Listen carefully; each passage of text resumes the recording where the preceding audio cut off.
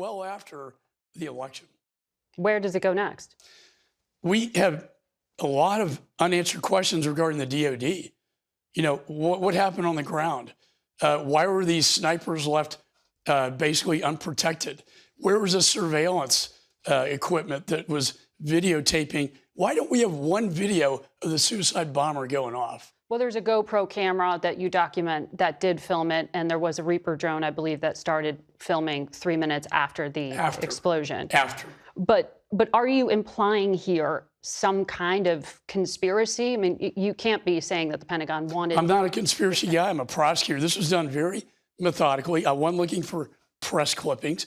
I did this facts, evidence. I didn't reach any conclusions. But the fact is, typically, they do multi-attacks at the same time. We know that... The ISIS suicide bombers who attacked at Abbey Gate. That's their modus operandi. That's how they conduct these things. We do know that all the video was destroyed after. What we know from the Marines on the ground is that shots were coming from the Taliban.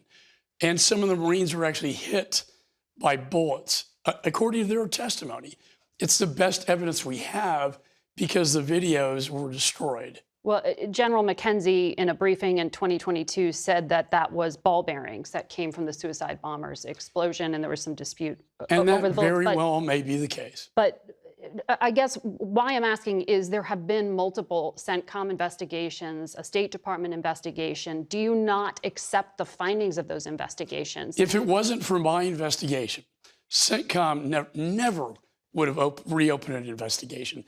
It was this, very brave sniper that came forward, Tyler Vargas Andrews. They came forward and said, I had the suicide bomber in my sights. I asked for permission to engage. Permission was denied. CENTCOM denies that happened. They denied it happened. I want to know where they got the picture. Is that a picture of the bomber at the site at HKIA? Or where do they get that picture? We just don't know. HKIA being the airport. I want to ask you, though, 11 Marines, 1 sailor and 1 soldier lost their lives at Abbey Gate when that suicide bomber detonated. On Tuesday, the Speaker of the House is presenting an award to the family members of the fallen.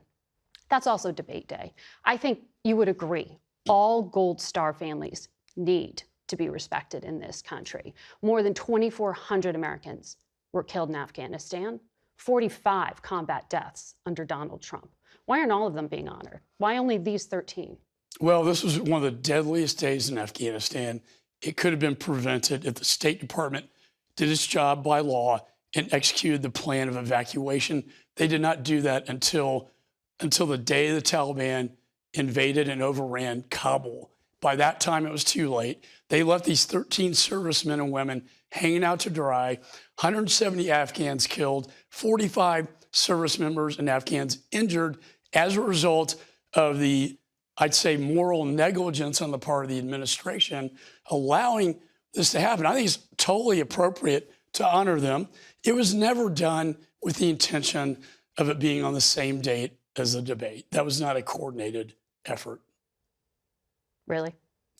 To my knowledge, it was not. General McKenzie, who was the CENTCOM commander in 2021, said the Trump-era Doha agreement was one of the worst negotiating mistakes ever made by the United States. It was the operational mechanism that killed Afghanistan, that destroyed the government of Afghanistan. Did you identify mistakes by the Trump administration? Well, we identified Zal Khalilzad. The mistake here with the negotiator. With Doha was the fact that he negotiates with the Taliban and leaves out the Afghan government. Right. That was a slap in the face to them, and it was not good for morale. Having said that, the Taliban... That was the Trump policy. Yeah, and the Taliban was in violation of Doha. That's why Trump left 2,500 troops.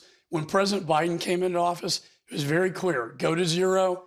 In fact, his press guy said, it's immaterial. Doha agreement's immaterial to us going to zero. Yeah. We're getting the hell out of there, irrespective of conditions on the ground. Both presidents agreed with getting out. It was the military that opposed. Well, the Trump administration had conditions. I don't think we can speculate. One thing's for sure, Biden had an agenda on day one to get out. I have so many more questions for you, sir, but I'm told we're out of time and we have to leave it there. Mike McCall, Chairman of the House Foreign Affairs Committee. We'll be back in a moment. Nice work.